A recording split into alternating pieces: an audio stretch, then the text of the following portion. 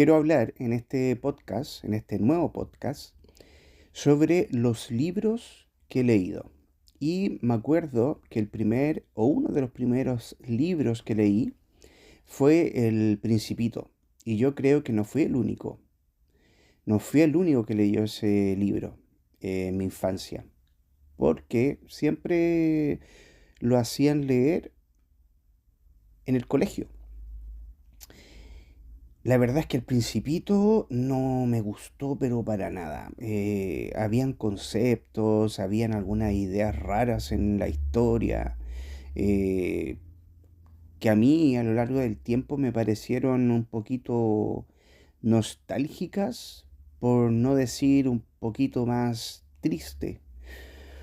Porque todos conocen la historia, que es un niño que vive en un planeta y después vive con una flor. La flor no lo toma en cuenta y solamente piensa en ella. Entonces ya el principito ya se sentía solo estando en ese planeta y se sintió más solo al tener una flor que hablaba y no se comunicaba y era narcisista. No había una interacción. Entonces no encontró nada mejor que visitar planeta tras planeta y de acuerdo a las personas que habitaban ese planeta, empezó a entender muchas cosas y a comprender muchas cosas. Pero también era un poco triste porque él estando solo salió del planeta para buscar más personas. Pero estas personas vivían en sus propios planetas y también vivían solos en sus planetas. Entonces nunca tuvo una interacción general que lo hiciera sentir bien. Siempre él estaba solo para todo. Entonces, por eso no me gustó. La encontré como una historia un poco más desoladora. La encontré como muy nostálgica, por ponerle un nombre. Después, con el tiempo, aunque se puedan reír, aprendí a leer el diccionario. Porque siempre fui como muy curioso con palabras extrañas. Habían palabras que me llamaban mucho la atención. Y hasta que un día tomé el diccionario, empecé a buscar la palabra y así poco a poco empecé a entender un poco y mejorar un poco el vocabulario. Yo creo que desde el primer libro que tomé, que en este caso ya mencioné El Principito, fue como el inicio de una historia, el cual iban a pasar por mis manos muchos libros y de distintos tipos. No suelo elegir solamente un tema en particular, sino que me gusta leer un poco de novela, un poco de ficción, un poco de autoayuda y cualquier cosa que se me cruce, yo me pongo a leerlo. Primero, quizás leo un par de páginas y puede que en el momento no me llame la atención. Y cuando ya el asunto no me gusta la historia, no me gusta planteamientos, conceptos, temas, dejo de hacerlo, de leer. Hay bastantes autores que nunca he leído. Por ejemplo, yo estoy muy interesado en leer cualquier obra de Murakami. No conozco, no sé qué conceptos tiene, yo no sé qué temas plantea, no tengo idea, pero sí me llama mucho la atención. Ese es uno que puedo mencionar, que lo tengo ahí en pausa, y hay algunos que quisiera leer que son historias basadas, no sé si basadas en hechos reales, pero son historias policiales. John Katzenbach es uno de los escritores que escribe este tipo de libros y sus libros, su literatura en sí es bastante extensa. A veces me gustaría leer como una saga de algo, pero, pero no soy muy bueno para las series, entonces prefiero leer una historia única y así darle espacio para otro tipo de libros.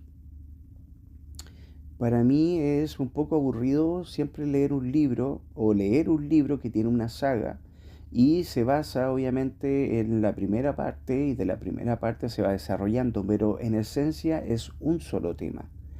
Y eso yo lo encuentro un poco aburrido, no me gusta. Por ejemplo, de libros infantiles no he leído nada. Me acuerdo que el único libro infantil que leí fue obviamente ya muchos años, que fue uno de Harry Potter, que me lo prestaron. Se llama El Cáliz de Fuego, si no me equivoco, es ese. La forma, el estilo de J.K. Rowling me pareció notable, me pareció muy buen libro, estaba muy bien escrito, era todo muy descriptivo, era todo muy, hacía que toda la lectura se hiciera interesante, entretenida. Y fue el único libro de ella que leí, me pareció entretenido, pero el resto de los libros no me resultó, no me resultaba interesante leer la saga completa. Porque, por ejemplo, leí el inicio del El Señor de los Anillos, tenía la trilogía y creo que es El Señor de los Anillos, La Comunidad del Anillo, Las Dos Torres y si no me equivoco, El Silmarillion. Creo que esa es la trilogía inicial. Pero El Señor de los Anillos me gustaba, pero no lo terminé. Por X motivo no lo terminé. Y no creo que lo retome, porque a mí me gusta mucho, yo soy mucho de cine. Y cuando las películas están basadas en libros, por lo general yo me entretengo mayormente con las películas. Por ejemplo, Stephen King.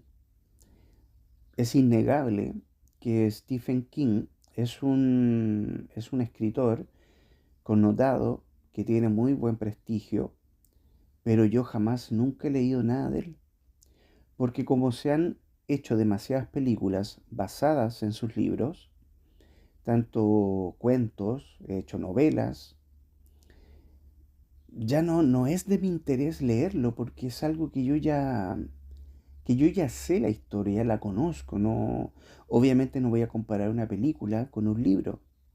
¿Por qué? Porque un libro hace que tu imaginación se abra. Tú te imaginas todo lo que estás leyendo, pero es algo totalmente individual. Puede de que yo me imagine por ejemplo, estén en algún libro definiendo una flor. Puede que yo la flor la vea de un punto de vista, la vea de cierto color, de cierta forma, pero puede que otras personas también lo vean distinto. Entonces es algo muy personal, cada cual se hace la idea de lo que está leyendo. Entonces, a medida que uno va leyendo, uno va imaginando y uno plantea imágenes en la mente y comienza a crear la historia. Uno mismo se imagina todo en su mente. En el cine, en las películas, está todo ya listo. No hay nada que imaginar. Todo lo que tú necesitas saber está en la pantalla. Y todo lo que necesitas saber de un libro está en la pantalla de tu mente. Entonces, no creo que quiera leer algún libro de Stephen King. He visto la mayoría de las películas basadas en sus libros y muchas de ellas son bastante notables. Y películas, algunas películas que son súper desconocidas y quizás en algún momento creo que llegó a mis manos un pequeño libro de Stephen King, pero eran cuentos cortos. Ese, de verdad, bueno, ahí me acordé de un libro que sí leí de Stephen King. Eran cuentos cortos, pero ninguno me llamó la atención, ninguno lo encontré notable, pero para nada.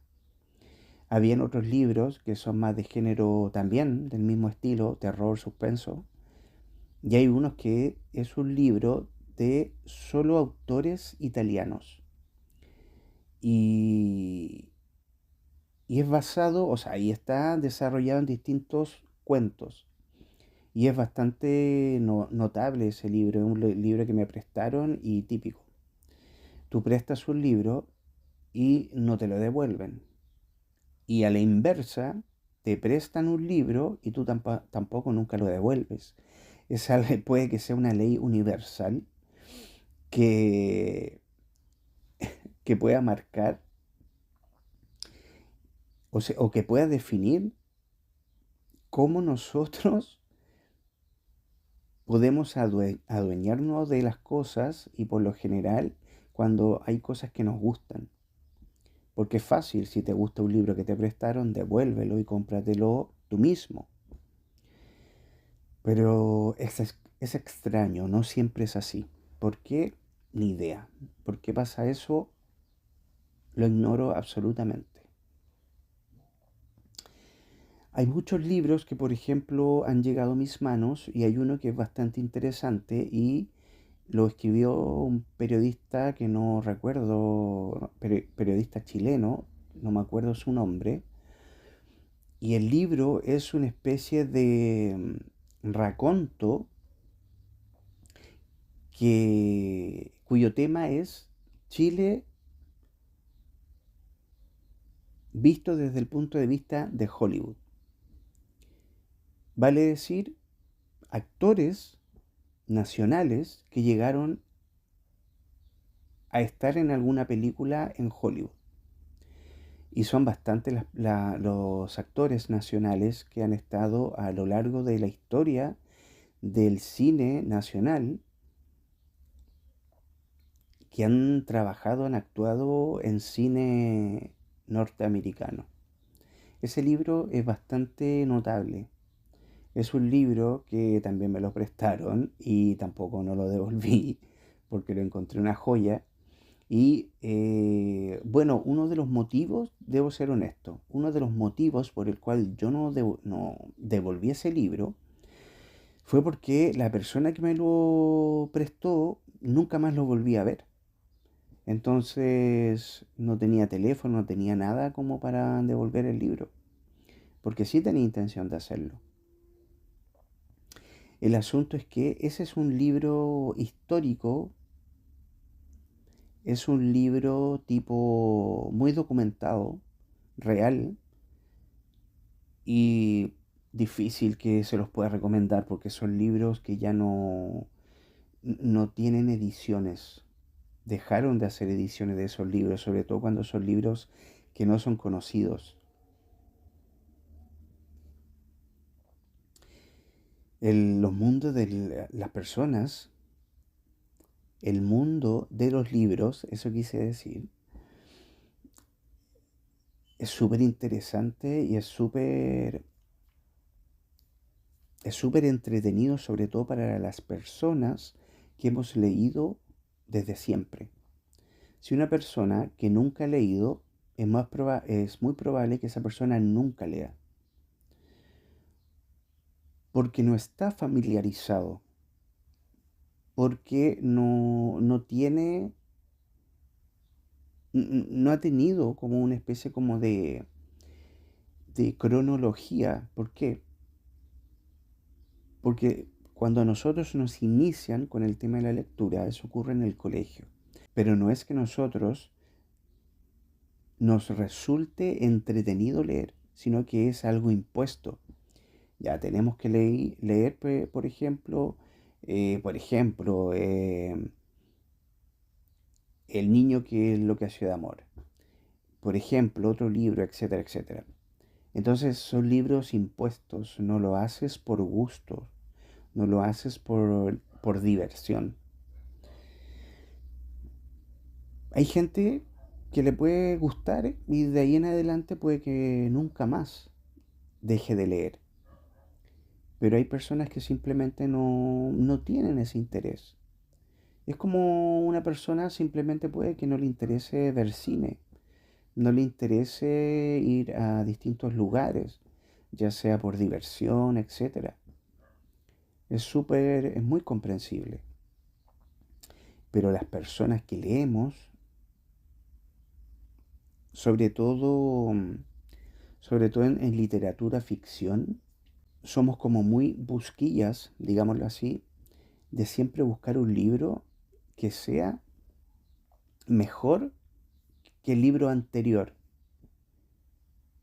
mejor que el libro anterior que hayamos leído. Pero sí, pero insisto, no necesariamente hablo de una saga, trilogía, etcétera. Y hay mucho, hay demasiada lectura, hay demasiados libros que puede que nunca vamos a leer.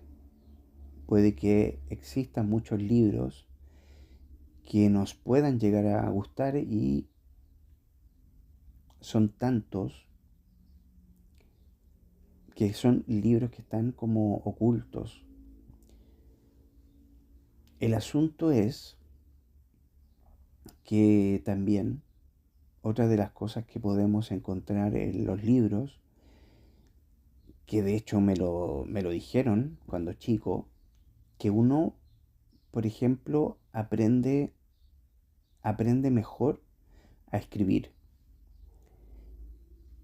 aprende un poco de historia, dependiendo del libro, aprende también a tener mayor concentración. Si una persona que no tiene mucha concentración en algo en particular porque simplemente no le gusta, es muy difícil que tú le digas, mira, lee esto, sabiendo que es una persona que jamás ha leído un libro de forma libre, a eso me refiero. Es muy difícil que lo haga, pero sí te ayuda bastante a la imaginación, a tener un tema en particular que tú lo puedes aplicar en cualquier momento de reunión social, etcétera, porque si en alguna reunión social tú te encuentras con personas que también leen, tenlo por seguro que ese es como tu mundo. Todos van a hablar y comentar sobre lo mismo. Te van a salir historias nuevas, experiencias nuevas, te van a recomendar libros nuevos. Entonces, es como relativamente cerrado ese círculo de lectores, porque por lo general el mundo digital no ha hecho desaparecer, pero sí ha apartado un poco el tema de la lectura con un libro físico. Ahora, la mayoría de las cosas son digitales, las puedes encontrar fácilmente a modo digital. Y principalmente, uno de los comentarios más comunes para las personas que no leen, porque este comentario por lo general lo hacen las personas que no leen. Y las personas que no leen siempre dicen que los libros están muy caros, que los libros, muchos de ellos ya no están en librerías, pero el principal motivo es porque los libros son muy caros. Yo he escuchado frases como yo no leo porque los libros son demasiado caros, pero para una persona que lee es como, es como habitual comprar libros, pero no necesariamente. Porque también, por ejemplo, ha llegado a mis manos fotocopias de libros, etcétera. Pero si uno lee, no le va a dar mucha importancia al valor del libro, uno simplemente lo va a comprar. Entonces, son justificaciones simplemente de personas que no leen. Y yo no encuentro nada de malo, yo no estoy condenando eso. No es nada de malo, pero sí he aprendido que esos comentarios vienen de personas que simplemente no leen. Me acuerdo que leí un libro muy interesante y de hecho lo tengo aún ese libro. Me acuerdo que lo presté y menos mal que me lo devolvieron porque ese libro es, para mí es una joya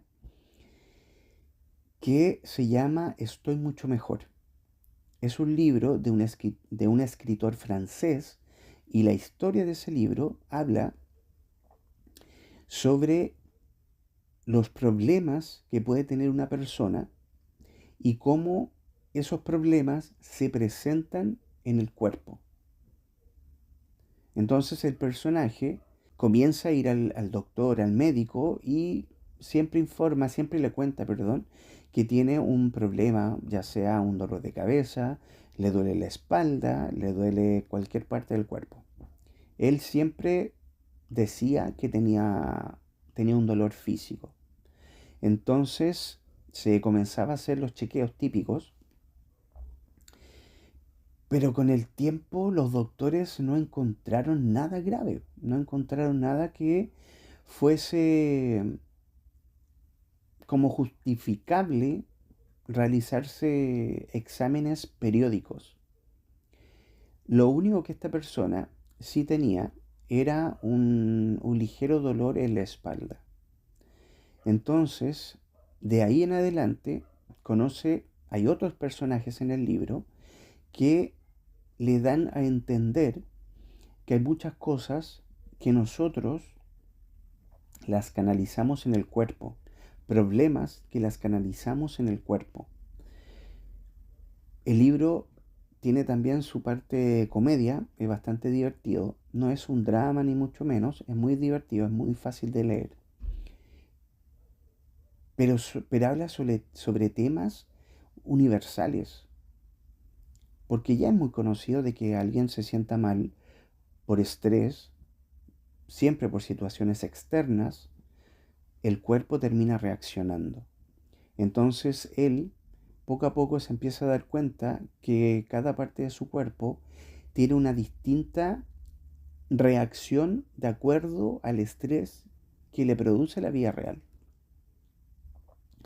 Por ejemplo, en una parte le duele la espalda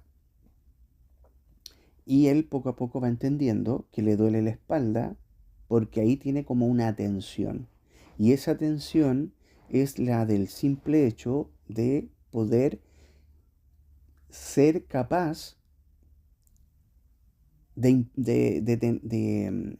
que tenga siempre una importancia y siempre se preocupe de las personas que están a su alrededor. Entonces, estar en esa constante de caer bien, estar en esa constante de reír, de aparentar que está todo bien, qué sé yo, eso, todo ese mal se le va acumulando en la espalda. Y él poco a poco así lo va entendiendo. Y creo, no mal recuerdo, que creo que fue a ver un psicólogo o psicóloga. Y poco a poco todo eso se fue desarrollando. Y él va entendiendo que había muchas cosas que no, por ejemplo, no se las había dicho a su esposa, por temor, por el simple hecho de no entrar en conflicto. Había otras cosas que tampoco se las decía a sus padres, habían situaciones que tampoco habían sido conversados y en general todo su entorno tenía cosas aún que solucionar, perdón, cosas que solucionar. Y cuando se empezó a dar cuenta de esto, esos dolores comenzaron a disminuir. Y es un libro interesante. No necesariamente tiene una temática metafísica ni nada, pero sí tiene pequeños temas, pequeñas partes que podría ser considerado como ayuda personal. Y es muy entretenido, lo recomiendo. Se llama Estoy mucho mejor, de un escritor francés, que no me acuerdo su nombre. Otro tipo de libro que he leído es un libro bastante denso, es un libro muy dramático, es un libro que te hiela la sangre leer cada párrafo, te hiela la sangre leer cada capítulo. Y es un escritor inglés, si no me equivoco, y habla sobre el Lebensborn. El Lebensborn fue una mala práctica horrible que ocurrió en la Segunda Guerra Mundial. En la Segunda Guerra Mundial existían muchos doctores que experimentaban con los prisioneros, y esos experimentos eran horribles, no respetaban para nada la vida humana, no respetaba el dolor ajeno, no respetaba absolutamente nada. Son, eran experimentos muy horribles. Mucha gente murió, mucha gente estuvo mucho tiempo agonizando, se practicaron torturas, hicieron experimentos con mujeres embarazadas, hicieron experimentos con bebés, y en particular el libro se llama Lebensborn, que tiene relación justamente con los experimentos realizados a niños en época de la Segunda Guerra Mundial. Entonces ustedes pensarán o ustedes se imaginarán que la temática de ese libro es simplemente horrible. Horrible.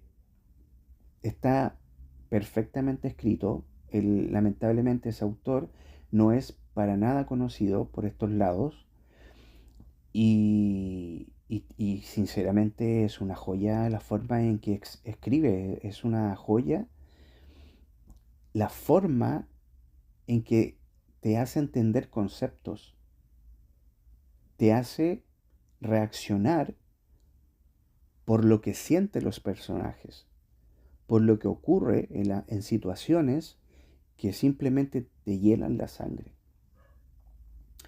Es un libro impactante. Yo cuando lo leí pero me dejó así mal. En parte es un libro ficción y saca pequeñas cosas de la vida real, porque el Lebensborn no es algo 100% ficticio, es algo que ocurrió. Y, y ese libro nunca lo he prestado, ese libro siempre lo he tenido ahí presente, porque también es una joya. Está muy bien escrito, y lo que está escrito ahí te describe de tal forma las situaciones, los experimentos, que, que es imposible que tu mente no la asocie y no la forme y no cree imágenes, y cada una de esas imágenes es más terrible que la anterior. Ese libro yo creo que también es muy difícil que lo encuentren. Son libros de ediciones limitadas. Y me acuerdo que un día fui al supermercado y me quería comprar un libro. Así que empecé a ver los libros que habían disponibles y me encontré con este. Así que lo di vuelta, empecé a leer de qué se trataba, lo compré y me encantó. Es un libro entretenido, muy dramático. eh, no sé, yo creo que cualquier libro de terror queda como totalmente disminuido con todo lo que se relata ahí, sobre todo de que es algo históricamente muy documentado.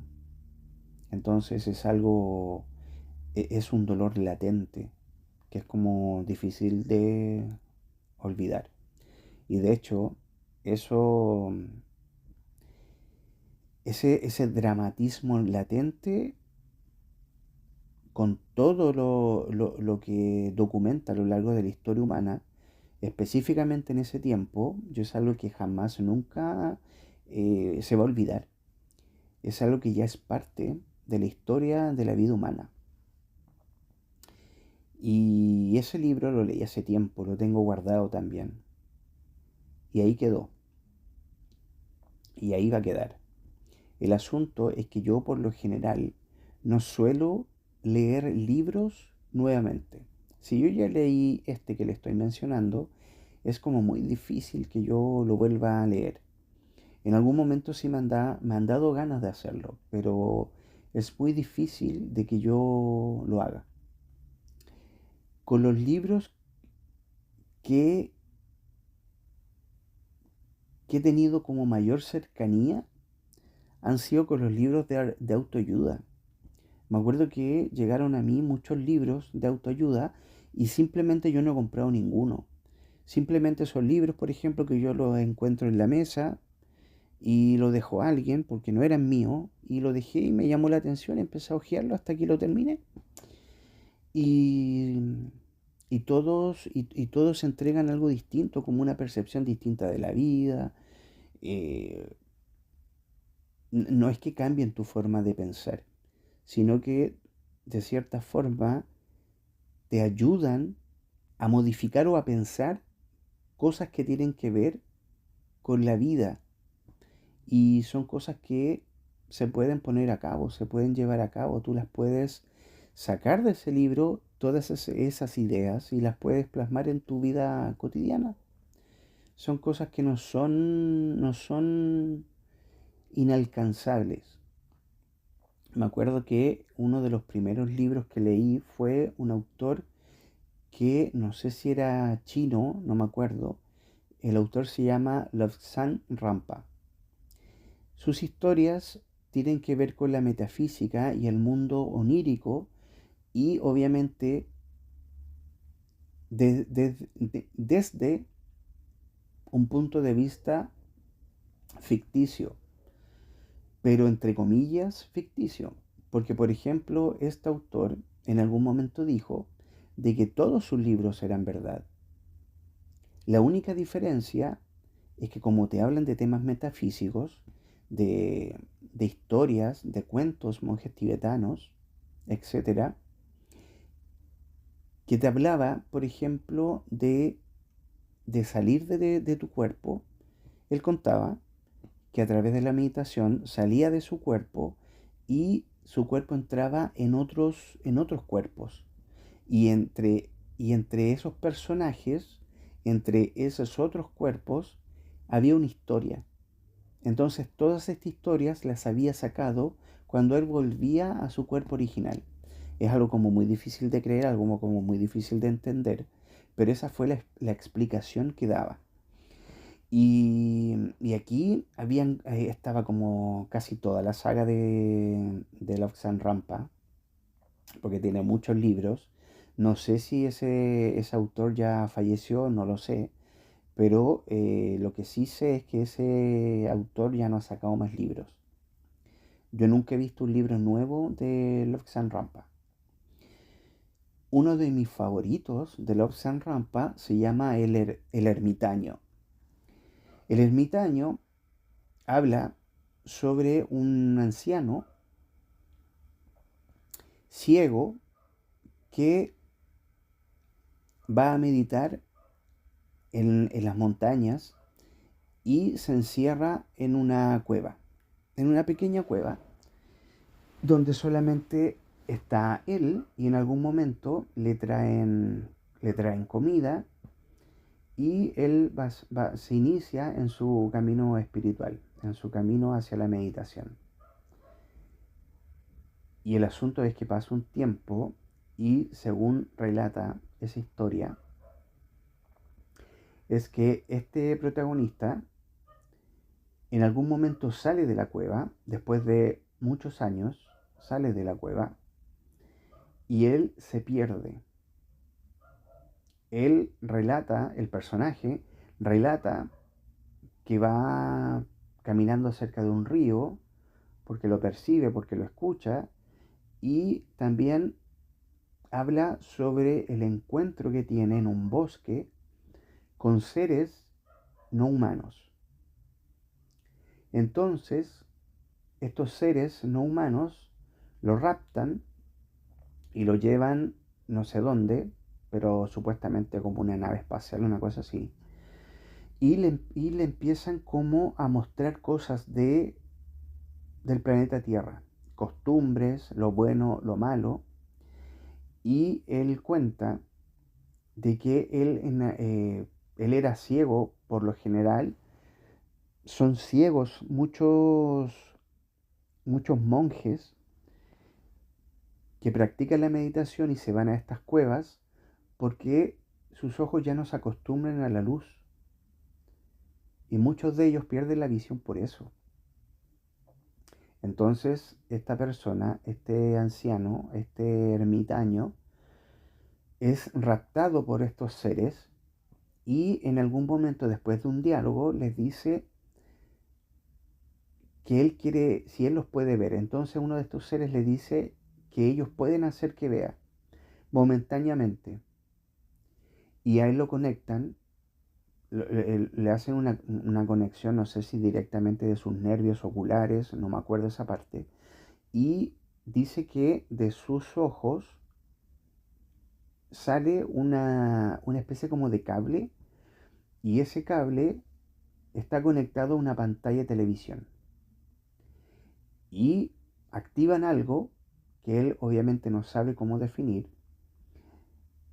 y todo lo que él ve, sus ojos se transforman en la pantalla y la pantalla, a través de la pantalla, él puede ver todo lo que pasa a su alrededor. Él puede ver los seres que hay ahí con él, que los define algunos como humanos, pero con características distintas. Por ejemplo, que eran muy altos, como 2 metros y un poco más de 2 metros, eran rubios, tenían su piel muy pálida y que ellos supuestamente, no sé si se habían encontrado con él o simplemente estaba como destinado a que el ermitaño se encontrara con estos seres.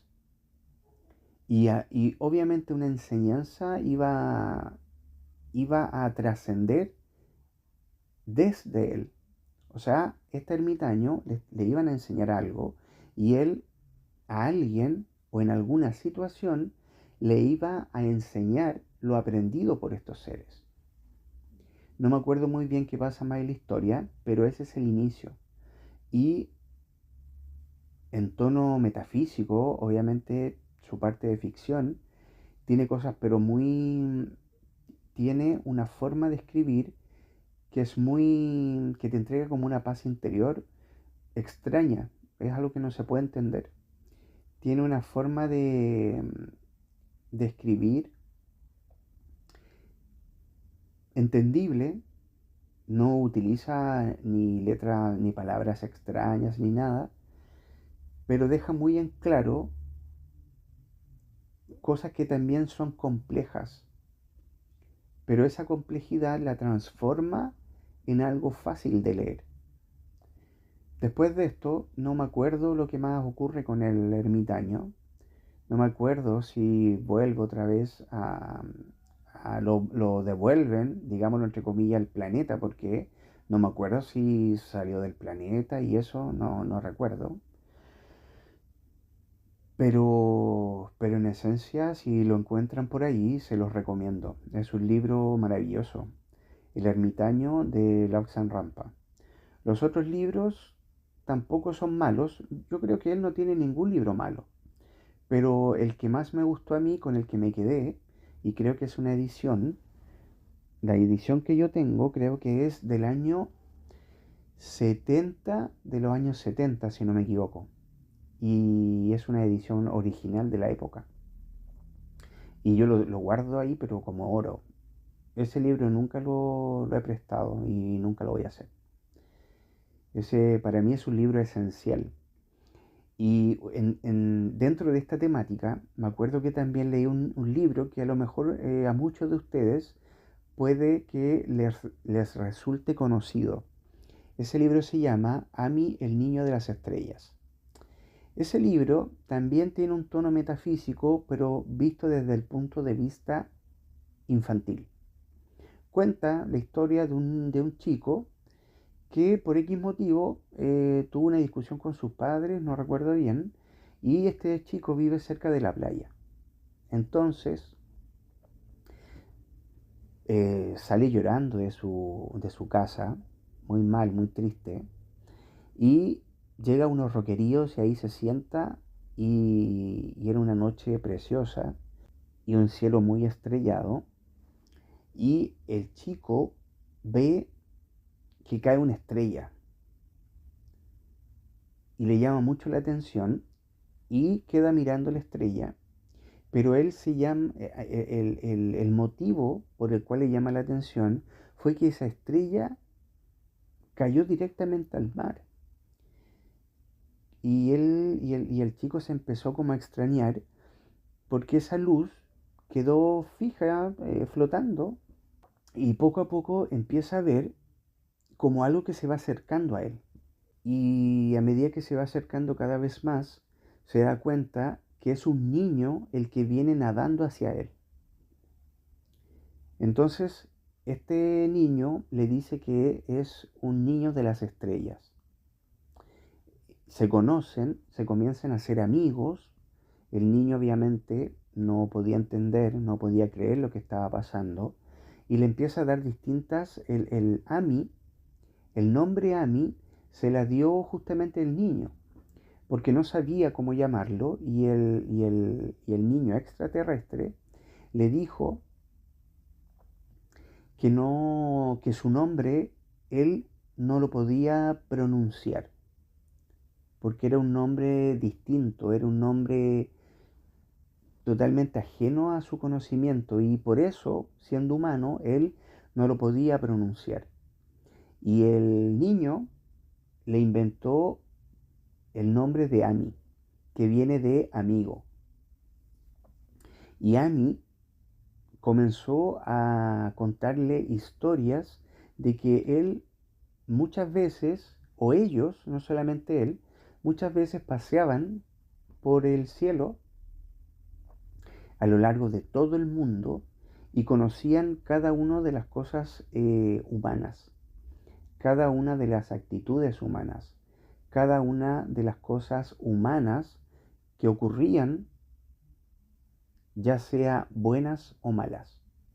Entonces, este extraterrestre le enseñó a que el planeta Tierra tiene mucho que entregar, tiene mucho que enseñar.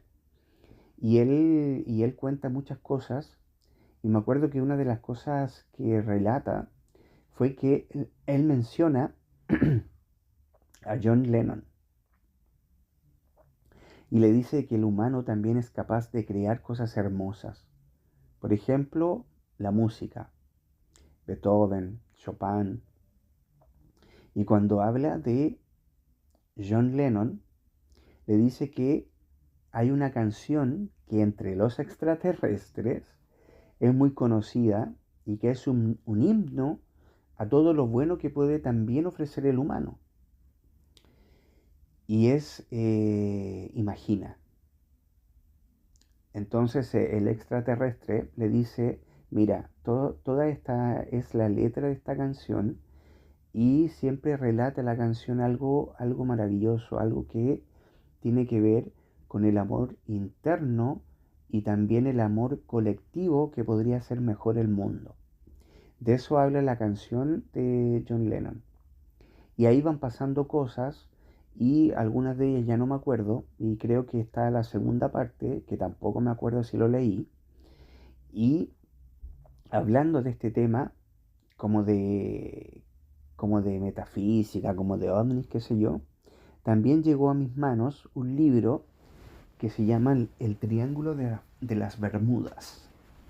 Esa es una historia real donde son pequeños relatos sobre cosas que pasaron ahí, barcos que se perdieron, tripulaciones completas, aviones, etcétera. Y está el misterio, obviamente, de dónde están. ¿Dónde está todo eso que se perdió? El asunto es que no, el libro no trata de darte respuestas, simplemente demuestra los hechos, los documentos que se han guardado o que se han recopilado a lo largo de la historia. Ese libro no fue mucho de mi agrado, porque yo en esa época era como muy niño, era como muy joven cuando leía esos libros. Entonces lo que yo quería era como que relataran cosas de extraterrestres, cosas relacionadas con el mundo paranormal y todo eso en conjunto. Entonces el libro no me gustó porque era muy documentado, era muy técnico, no era como una lectura como para mí. Yo creo que ni me acuerdo si lo terminé de leer o no. Y después, ya muchos años después, leí un libro de un autor que se llama John Mack. John Mack fue un psicólogo graduado en la Universidad de Harvard y que sacó un libro muy conocido que ganó un Pulitzer.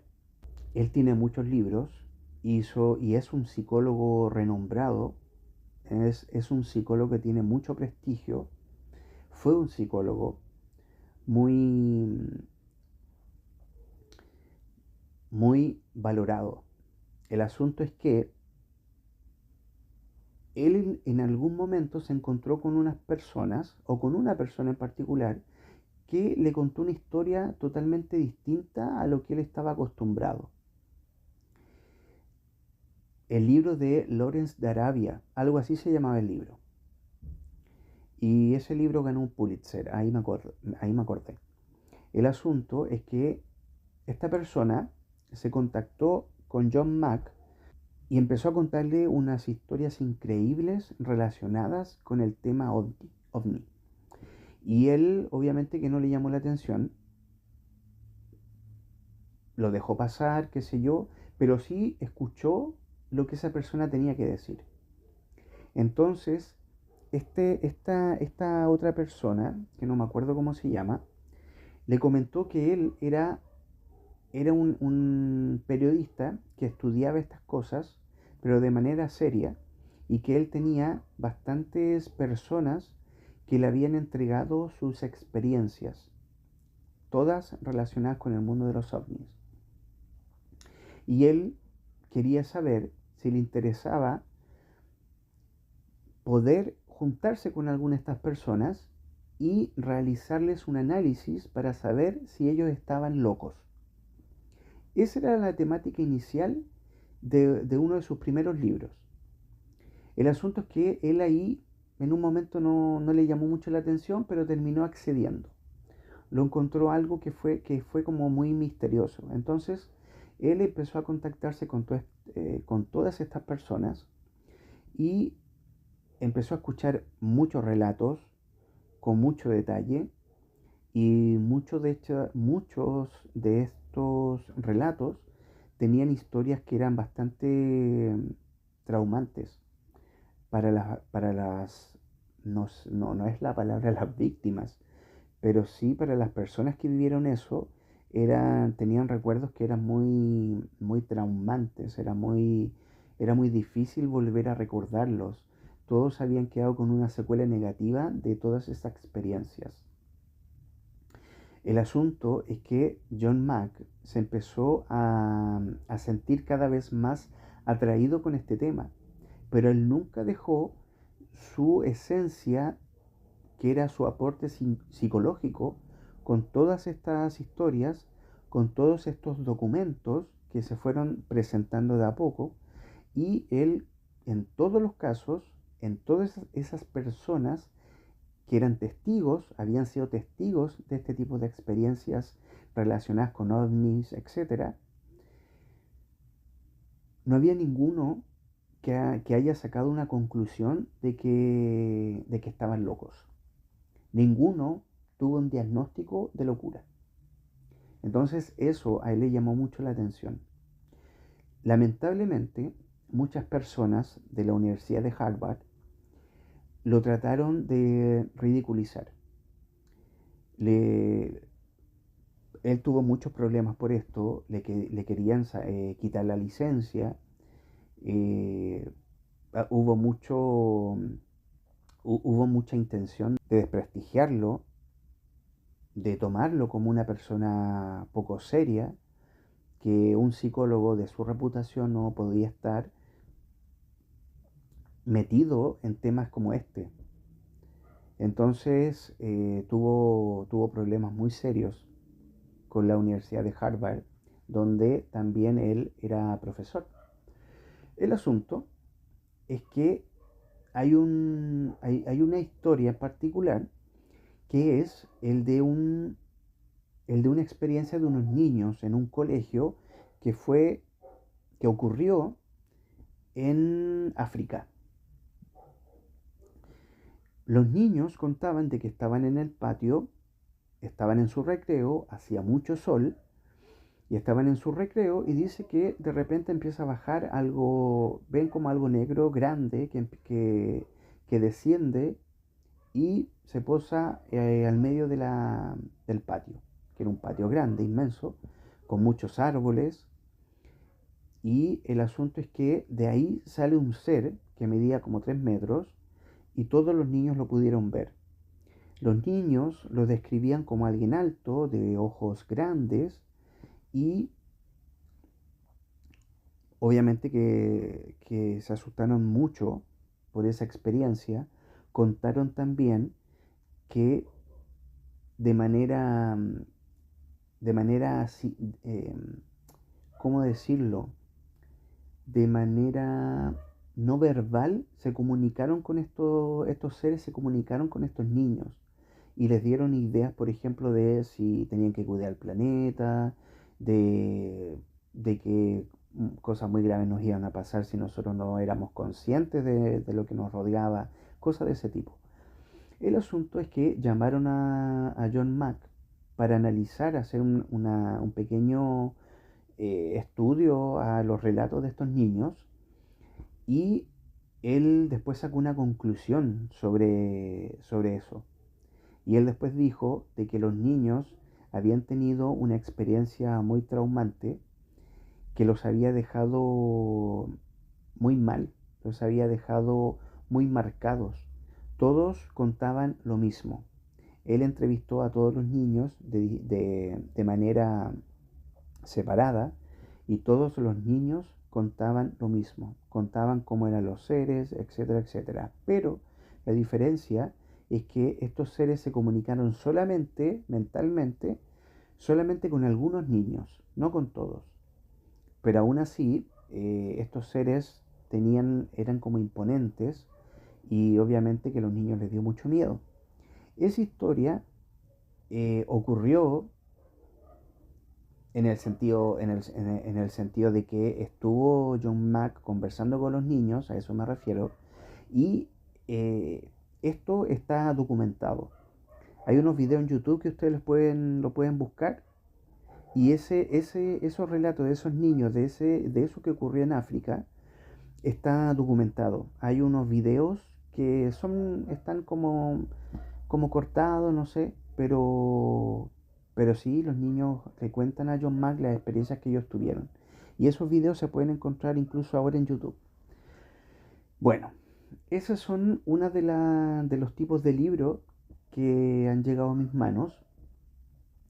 Y por ahora quiero terminar porque pienso hacer una segunda parte de los libros que han pasado por mi vida y algunos que me han marcado, porque yo creo que en este momento son estos los que me acuerdo. En algún momento, a medida que me vaya acordando, los voy a ir anotando para ir después contárselos, qué sé yo. Así que muchas gracias por escuchar. Les envío un abrazo a todos y esto ha sido un nuevo podcast. Hasta la vista, baby.